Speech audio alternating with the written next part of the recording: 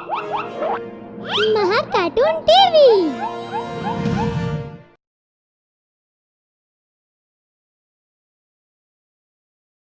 रावण का वनवास। देवघर नाम की एक जगह पर रावण नाम का एक डाकू रहता था। वो डाकू रात के अंधेरे में जंगल से आने जाने वाले लोगों को लूट लिया करता था। उसका खौफ इतना ज्यादा था कि आसपास के सारे गांव के निवासी उससे बहुत डरा करते थे। एक दिन शहर से आई एक बूढ़ी औरत और सिमरन नाम की एक लड़की बैलगाड़ी से उसी जंगल के रास्ते जा रहे थे कि तभी बैलगाड़ी वाले ने कहा, देखिए माँ जी, मैंने आपको पहले ही बोल दिया है, अब भी कह रहा हूँ, ये रास्ता सही नहीं है।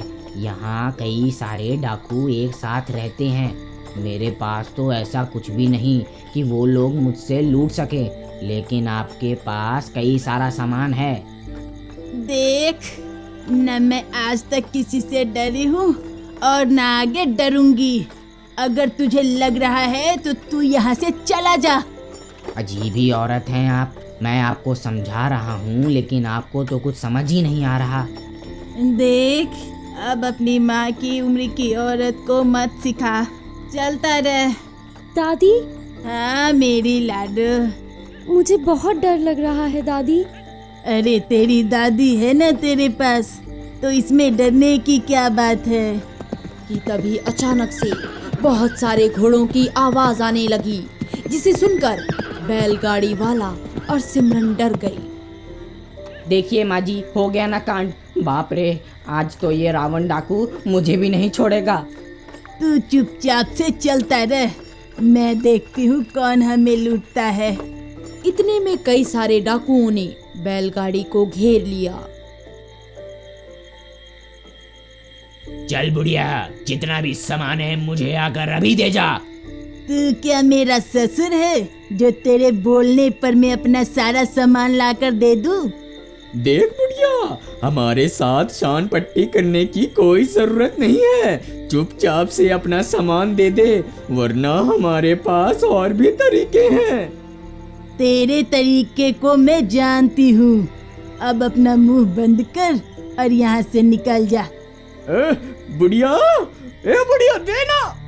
हाँ डाकू। दादी दे दो ना सामान, जिद मत करो। हमें कुछ भी नहीं होगा लाडो।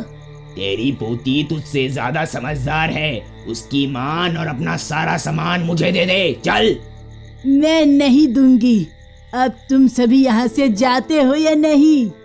इस बुढ़िया को लगता है कुछ समझ नहीं आ रहा। एक काम करो, इसके सारे सामान के साथ इसकी पोती को भी उठा लो, तब जाके इस बुढ़िया की अकल ठिकाने आएगी।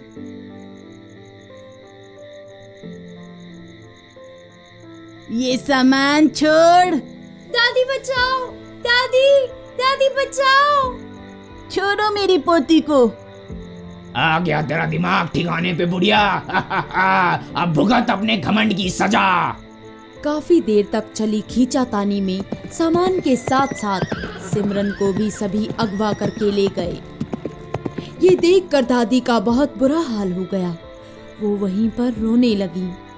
दादी अब मजबूर थी, उनके पास अब कुछ भी नहीं रहा था। वहीं बैलगाड़ी वाले ने दादी को उसी अवस्था में गांव छोड़ दिया, जहां दादी की सहेली नंदा उसका पहले से ही वहां इंतजार कर रही थी। नंदा से मिलकर दादी ने सारी बात उसे बता दी। तुझे मैंने पहले ही बोला था ना कि जहाँ झुककर बात बन रही हो वहाँ झुक जाया कर, लेकिन तू है कि मानती नहीं है। तुझे पता है ना कि मैंने अपनी माँ को अपने बाप के सामने बहुत झुकते हुए देखा है। अब मैं वो गलती नहीं दोहरा सकती। इन सब को छोड़, हमें अब कैसे ना कैसे करके उस डाकू से अपनी सिमरन को बचा के लाना है। दादी और नंदा किस तरह सिमरन को बचाना है उसके लिए उपाय खोजने लगी। वहीं दूसरी तरफ सभी गुंडे जंगल में अपनी बनी गुफा में पहुंच गए, जहां वो रावण डाकू बैठा हुआ था। वहां पहुंचकर सभी ने सिमरन और उसकी दादी के बारे में रावण को बताया, जिसे सुनकर रावण ने कहा, सामान लूटने को कहा था, किसी को अगवा करने को नहीं। पर सरदार, वो कुछ ज्यादा ही बोल रही थी। हाँ तो किसी को भी उठा लाओगे? ये बच्ची है, यहाँ इसका कोई काम नहीं। चुपचाप से जहाँ से लाए थे वही छोड़ाओ, जाओ। पर सरदार। सुना नहीं तुमने कि मैंने क्या कहा? अपने सरदार की बात सुनकर सभी डर गए, लेकिन अब समस्या ये थी कि सिमरन को कहाँ छोड़ा जाए, क्योंकि वो पहली बार इस गांव में आई थी और उसकी दादी भी अब तक वहां से जा चुकी होंगी। सबने यही सोचा। किसी को कुछ भी समझ नहीं आ रहा था। वहीं दूसरी तरफ पूरा गांव सिमरन की खोज में निकलने को था। अरे देखो देखो, यही कहीं होगी। हाथ से निकल ना जाए, रावण ना आ जाए। उस रावण के हाथ हम में से कोई भी लग गया तो वो हमें जिंदा नहीं छोड़ेगा। अगर उसने मेरी पोती के साथ कुछ भी करने की कोशिश की तो उस रावण को तो मैं इस आने वाले दशहरे को भस्म कर दूंगी। अरे गुस्सा मत कर तू, सिमरन हमें मिल जाएगी। सभी गांव वाले जंगल की तरफ निकल गए। वहीं रावण ने फैसला किया कि वो खुद सिमरन को छोड़ कर आएगा। जिसके बाद उसने अपनी पिस्तौल ली और गांव की तरफ अकेला ही निकल गया। थोड़ी दूर जाने पर रावण का पैर पत्थर से टकरा गया और उसके पैर से खून बहने लगा। ये देखकर सिमरन काफी घबरा गई। अरे आपका खून तो बहुत बह चुका है। ए लड़की, क्या कर रही है? जब मदद की जरूरत हो तो ले लेनी चाहिए। सिमरन के मुंह से ये शब्द सुनकर रावण मन ही मन पिघल गया, लेकिन उसने अपने माथे पर एक भी शिकन नहीं आने दी। वहीं गांव वाले सिमरन को ढूंढते ढूंढते जंगल में पहुंच गए, जहां रावण और सिमरन पहले से ही मौजूद थे। रावण को अकेला देख सभी गांव वाले बहुत खुश हो गए। अरे वो रहा, अरे वो रावण भी वही है। दोनों रावण और सिमरन दोनों मिल गए। आज पहली बार ये रावण हमारे हाथ आया है। आज तो हम इसे सबक सिखाकर ही रहेंगे। हाँ, तुम सही कह रहे हो। जिसके बाद सभी गांव वालों ने रावण को घेर लिया और उसकी तरफ बढ़ने लगे। ए, देखो, ये जो तुम कर रहे हो ये गलत कर रहे हो। इसका हर जाना तुम सबको भुगतना पड़ेगा। हर जाना तो तू भरेगा दुष्ट। मेरी पोती को अगवा करने की हिम्मत करी है तुम लोगों ने। अब हम में से तुझको कोई भी नहीं छोड़ेगा। मारो इसे, मारो।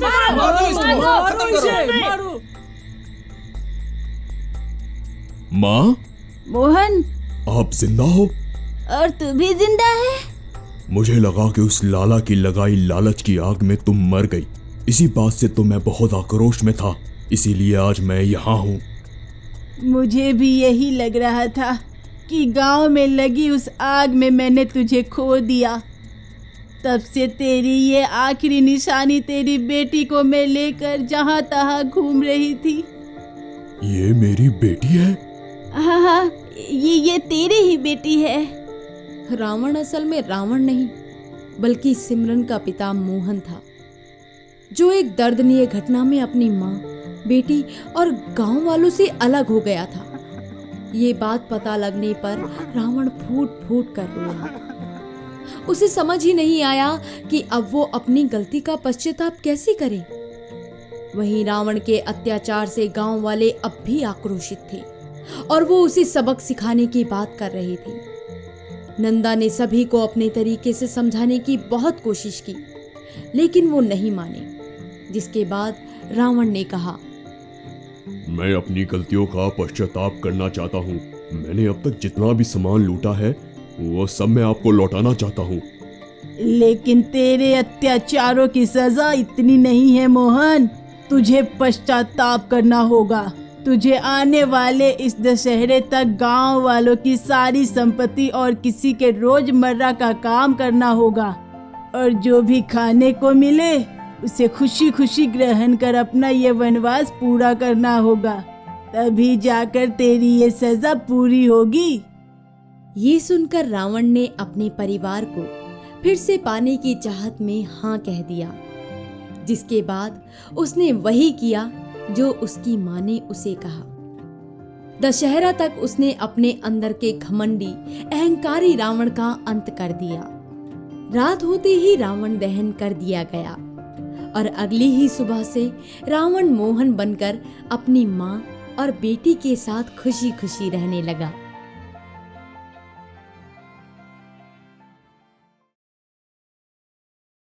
अगर आपको हमारे वीडियोस पसंद आ रहे हों तो इन्हें लाइक करें, चैनल सब्सक्राइब करें और हमारे कार्टून शो सबसे पहले देखने के लिए बेल आइकन दबाना ना भूलें।